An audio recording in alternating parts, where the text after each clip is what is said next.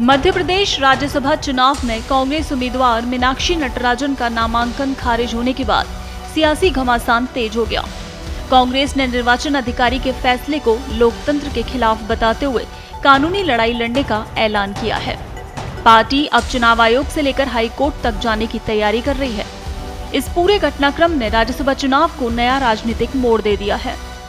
सूत्रों के मुताबिक कांग्रेस पहले भारत निर्वाचन आयोग के समक्ष अपनी आपत्ति और कानूनी तर्क रखेगी। यदि वहां से राहत नहीं मिलती है तो पार्टी मध्य प्रदेश हाईकोर्ट की इंदौर खंडपीठ का दरवाजा खटखटाने की तैयारी में है। कांग्रेस के वरिष्ठ नेता और राज्यसभा सांसद विवेक तन्खा अपनी कानूनी टीम के साथ मामले की रणनीति तैयार कर रहे हैं। वहीं वरिष्ठ अधिवक्ता और कांग्रेस नेता अभिषेक मनु सिंघवी की टीम भी इस मामले पर लगातार नजर बनाए हुए है और आगे की कानूनी कार्रवाई को लेकर मंथन कर रहे हैं। दरअसल मध्य प्रदेश में राज्यसभा की 3 सीटों के लिए हो रहे चुनाव के दौरान मंगलवार को बड़ा घटनाक्रम सामने आया। कांग्रेस उम्मीदवार मीनाक्षी नटराजन का नामांकन पत्र निर्वाचन अधिकारी ने खारिज कर दिया। आरोप है कि उन्होंने नामांकन के साथ दाखिल किए गए शपथ पत्र में एक महत्वपूर्ण जानकारी का उल्लेख नहीं किया था। इसी आधार पर उनके नामांकन को अमान्य घोषित कर दिया गया। निर्वाचन अधिकारी अरविंद शर्मा द्वारा जारी आदेश में कहा गया कि उपलब्ध दस्तावेजों और रिकॉर्ड की जांच के दौरान ये पाया गया कि उम्मीदवार ने अपने खिलाफ लंबित एक न्यायालयीन मामले का उल्लेख फॉर्म 26 में नहीं किया।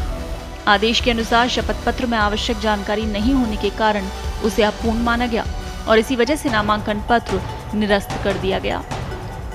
जानकारी के अनुसार बीजेपी उम्मीदवार महेश केवट ने निर्वाचन अधिकारी के समक्ष शिकायत दर्ज कराई थी। शिकायत में आरोप लगाया था कि मीनाक्षी नटराजन ने तेलंगाना में दर्ज एक मुकदमे की जानकारी अपने शपथ पत्र में नहीं दी। इस शिकायत पर दोनों पक्षों की दलीलें सुनने और दस्तावेजों की जांच के बाद निर्वाचन अधिकारी ने नामांकन रद्द करने का फैसला सुनाया। कांग्रेस ने इस फैसले पर तीखी प्रतिक्रिया दी। पार्टी नेताओं का आरोप है कि केवल तकनीकी मामला नहीं बल्कि विपक्ष को चुनावी मैदान से बाहर करने की साजिश है। कांग्रेस का कहना है कि लोकतांत्रिक प्रक्रिया को कमजोर करने वाला कदम है और इससे निष्पक्ष चुनाव पर सवाल खड़े होते हैं। कांग्रेस सांसद जेपी माथुर ने चुनाव आयोग की भूमिका पर भी सवाल उठाए। उन्होंने कहा कि मीनाक्षी नटराजन का नामांकन खारिज होना चुनाव आयोग के रवैये को दर्शाता है। उनके मुताबिक आयोग को लोकतंत्र का संरक्षक होना चाहिए, लेकिन वो अपनी जिम्मेदारी निभाने में विफल रहा। माथुर ने आरोप लगाया कि यदि कांग्रेस नेताओं ने विरोध प्रदर्शन नहीं किया होता तो पार्टी को अपना पक्ष रखने का पूरा अवसर भी नहीं मिलता।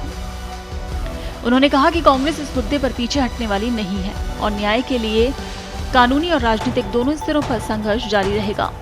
अब सबकी नजर चुनाव आयोग और संभावित न्यायिक कार्रवाई पर टिकी है, क्योंकि इस मामले का असर राज्यसभा चुनाव की पूरी तस्वीर बदल सकता है। देश दुनिया की ताजा खबरें और वीडियोस के लिए अभी डाउनलोड करें पत्रिका ऐप।